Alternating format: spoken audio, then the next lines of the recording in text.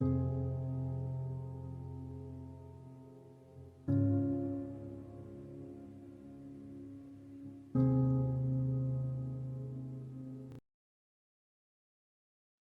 today I want to talk to you about your cardiovascular health. And often when we're talking about cardiovascular health, people think, oh, I got to do a lot of exercise and workouts and kind of that underlying tone of moderate to high kind of endurance type exercises to really improve your cardiovascular health. And while it's true that these things help your cardiovascular health, our diet is really, really important in our cardiovascular health. So today what I want to do is I want to go through basically 7 foods that we can take and eat that have been shown to be beneficial in your cardiovascular health.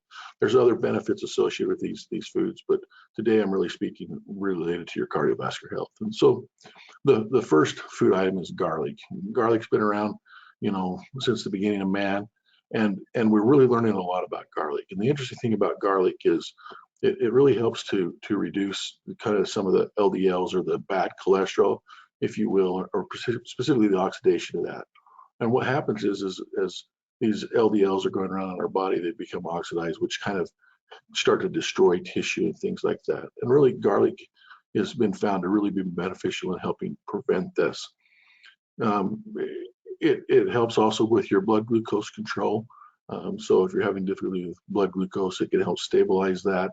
And it also has an effect on helping lower your blood pressure. So garlic is a simple herb that you can take. It's an enjoyable thing to eat for most people, and it really does have a good positive impact on your cardiovascular health. The next item is seafood. Now, we've all heard about, omega-3 fatty acids and taking those. A lot of people take a supplement of omega-3 fatty acids. Well, the reality is that you can eat seafood and get these same omega-3 fatty acids because they're really kind of abundant in kind of the fatty fish of the ocean. These omega-3 fatty acids are very beneficial for us. They help basically, again, affect our cholesterol. But one of the things that they can do is actually help elevate what's called our HDLs, or high density lipoproteins. And those are kind of what we call the good cholesterol. It can also help decrease your triglycerides. And really this combination is extremely beneficial for your heart, specifically in improving your health. So people often are struggling to kind of get their cholesterol down or the HDLs up. And the seafood or the omega-3 fatty acids can be very helpful for that. So the next item that often people don't even know about is flax seeds. Flax seeds are basically abundant, cheap, and they have a significant impact on your cardiovascular health. They're used around the world, and consumed from basically all cultures. And the reality of it is the nice thing about flax seeds is, first, they're high in fiber.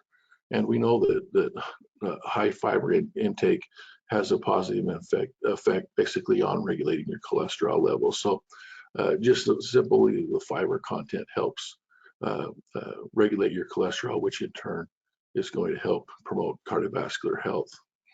But in addition to that, the flax seeds are also rich in the omega-3 fatty acids, just like we talked about with seafood, but they too are rich in this. So these small seeds they kind of pack a pretty big punch to help you with your cardiovascular health. There's other things they can do. They're specifically, they can reduce arterial inflammation. As we learn more and more about disease processes, we're learning that inflammation is a big part in kind of multiple disease processes. And so anything we can do to help limit or reduce that inflammation is extremely beneficial. And that's one of the things that the flax seeds can do related to your cardiovascular health. The next food item is extra virgin olive oil. So this is really known as one of the cornerstones of what's called the Mediterranean diet. The Mediterranean diet's been studied for decades and has been found to be one of the most healthy diets. So the people that continually follow that type of diet. One of the mainstays, like I said, though, is the extra virgin olive oil. And it has quite a bit of a kind of cardioprotective compounds in it. Well, I won't talk about each specific compound, the big thing is it helps with that inflammation that I already talked about.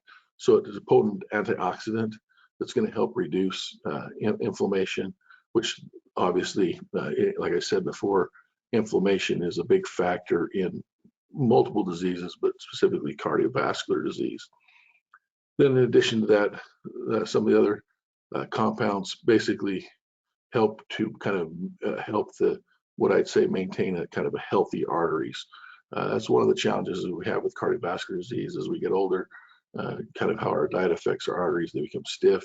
They basically are not responsive to different stressors, and that basically can lead to multiple things, but one of those things is really significant blood pressure problems. So you want the arteries to kind of be able to flex and things like that, and it's real important that we help fight that, and one of those ways we can do that is with the extra virgin olive oil. And the nice thing is it's pretty simple to consume. It's nothing fancy about it. A lot of people will just kind of sprinkle something on their meal and just consume it directly that way. The next items are berries. So, the nice thing about berries is they help kind of give us that refreshing bump, if you would, the sweetness and the freshness of them. And they have a lot of benefits, but one of the biggest benefits with the berries is also related to basically antioxidants. So they have multiple chemicals that I won't go into specifically each chemical, but the end result is that berries help again with inflammation. And again, so we're talking about the specifically the cardiovascular disease. Cardiovascular disease, like I said, is very much driven by inflammation, and anything we can do to reduce that is extremely helpful. Secondarily, berries often have fiber with them, and fiber, like we already said, is good in helping maintain and regulate your cholesterol. And the nice thing about berries is most people enjoy eating berries, and so it's actually kind of a nice treat. The nice thing with berries too is you can freeze them, make them into smoothies.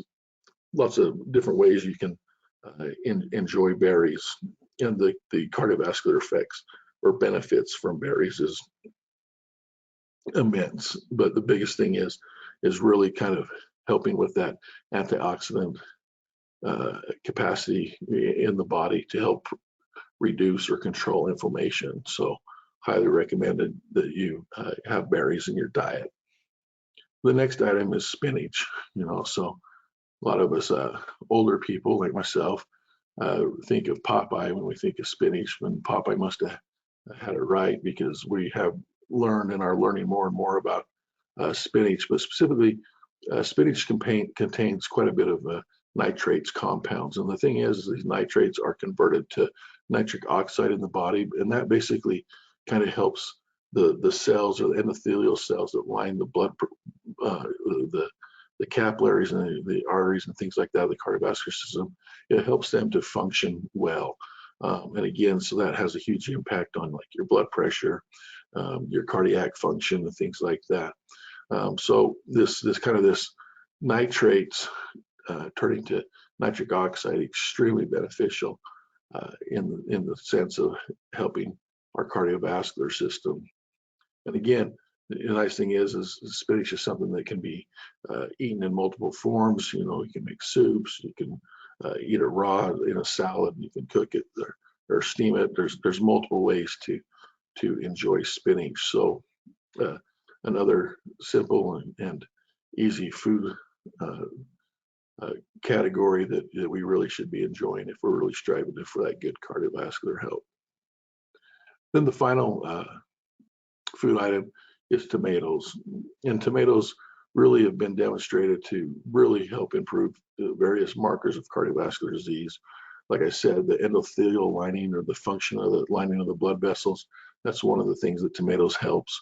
It also has an impact on the lipids and on your blood pressure. So tomatoes can have a significant positive impact on your cardiovascular health.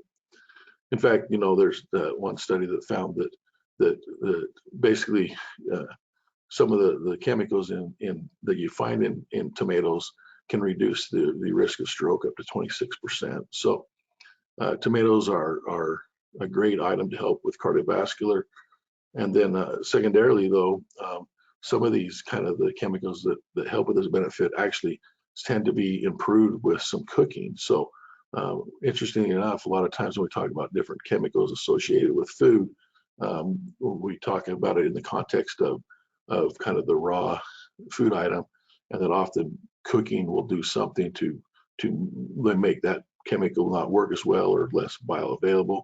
The interesting thing is with tomatoes, these compounds can actually be improved with some cooking. So don't be shy to make stew, things like that, and really enjoy tomatoes. So again, it's a food item that's easy to use, easy to prepare, and readily available.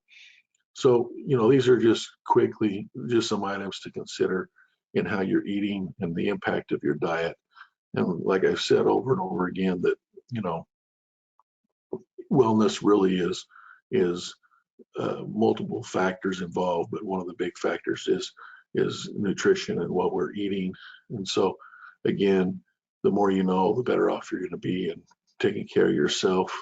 And really, if you're looking for cardiovascular help, these are some items that will really help improve your cardiovascular system. So I encourage you to get your share of these items and enjoy them, learn how to cook with them and enjoy them, because there's immense benefits and long-term benefits that you can get from them. So keep on working on it, keep striving for your wellness. And again, if there's anything we can do to help you, just let us know. Thank you.